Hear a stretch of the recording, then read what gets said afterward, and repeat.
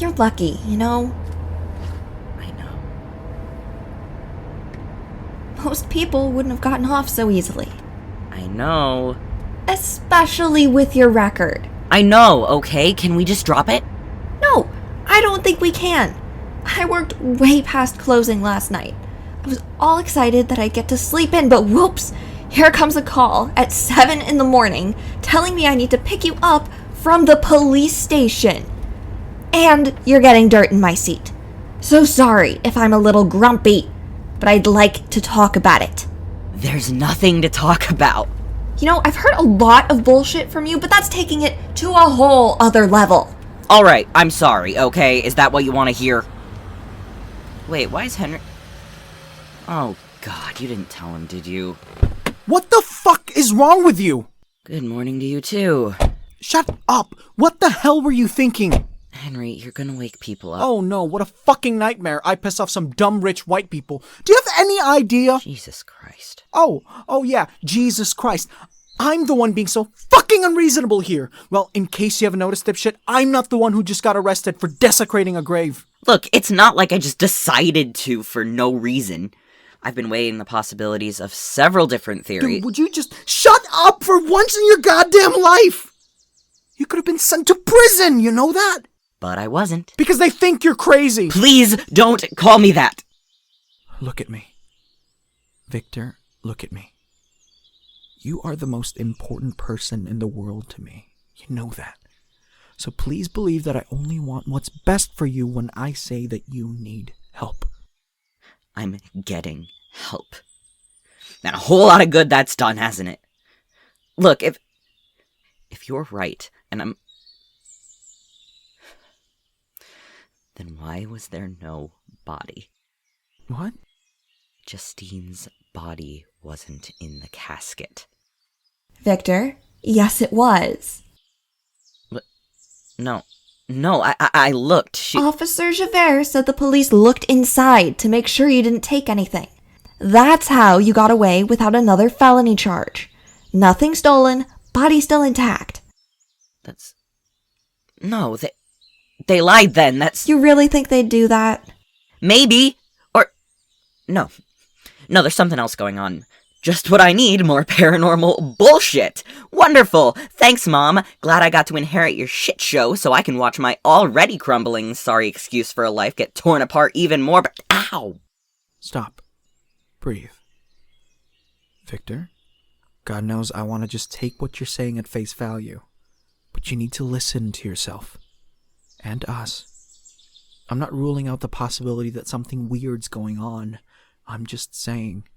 we need to really think about it before we say for sure that that's what it is. So you think I'm crazy too? I never said that. Oh, but you meant it. I'm not stupid. I'm not asking you guys to take everything I say as gospel without questioning anything. I'm just asking that you listen to me because sometimes I do know what the heck I'm talking about, and if I can't count on you two to at least hear me out, then I'm fucked, because I have no one else and I am scared, okay? We have gotten nowhere. We're just as clueless as when we started, and yeah, alright, I did something dumb, but can you blame me? All of this, it is all I have! No family, no secondary education, no job! Job? But you... I got fired! 3 weeks ago. Nice little combo of missed time, sleep deprivation-fueled screw-ups, and being generally unpleasant to be around. Why didn't you say anything? Because you guys worry. You sit there, and you worry about me constantly, and I don't need to put either of you through any more than I already have. Everything okay over here? You've gotta be kidding me. Yeah, sorry. Hope we weren't being too loud. I think I've gotten used to the neighborhood getting loud from time to time over the years. Morning, boys. Christine? Hey, Dan. Morning. Victor, mind if I have a word with you in private? Okay. Meet you inside? Yeah, we've still got to talk.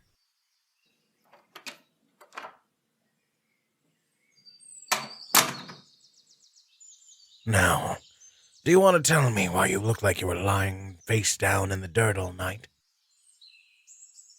I tripped. Should I be skipping the police logs in today's paper? Sit down, son. You look exhausted. When was the last time you got a good night's sleep? I don't, Think it's about time you fix that? No, sleeping doesn't, well, it doesn't really agree with me much these days. What do you mean by that? I get nightmares. Ever since the whole incident in college, I focus on my work.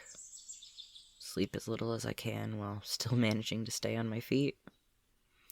It's not healthy, I know, but anything's better than watching them die again every night. Even if I deserve the reminders. God, I'm sorry, I'm rambling. You don't want to hear all this. Remember when you three were kids? Couldn't have been older than 7. You were off playing in my woods, doing something or other when it started to get dark. That's when I hear you all shouting, so I come out to check and make sure everything's okay. And there you are, covered in blood and scratches, with Elliot and Henry on either side of you, scared pissless. And I noticed the kitten you were clutching to your chest. Fisher Cat was attacking it, you said. Fought the thing off, knowing there was a good chance you wouldn't win the fight. Your mother asked you in the hospital why you'd do that. And you remember what you said? Why wouldn't I?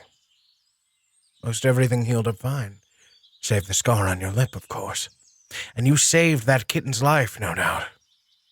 Even at that age, you put your life at risk to protect someone who couldn't protect himself. So listen to me, Victor. God knows you've been dealt a bad hand. You've been through more in the past few years than anyone should ever have to deal with in their entire life. But believe me, son, when I say that you're not a bad person, and you don't deserve the pain you've been put through, and no matter what happens, no matter how many mistakes get made along the way, those two inside, they love you, Victor. And that's the most important thing a man can have in this world. Love. Romantic, platonic, familial, it makes no difference.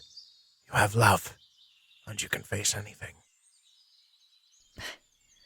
What I'm up against, I don't think I'm gonna take it down with the power of love, Dan.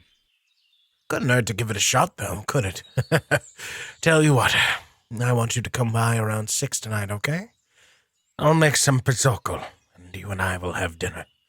I'm not taking no for an answer. Okay. Deal. Good. For now, spend some time with your friends. Get some rest. Whatever you need to do to take care of yourself.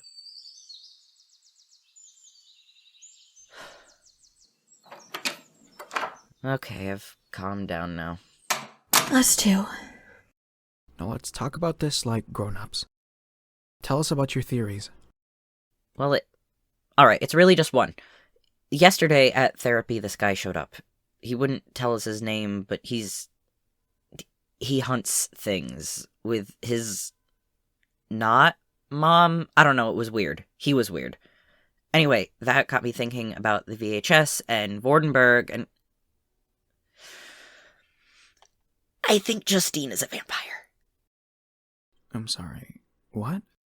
It makes sense, doesn't it? Her voice on the radio, her body not being there when I checked, but then showing back up in the morning. That's a big conclusion to jump to, Victor.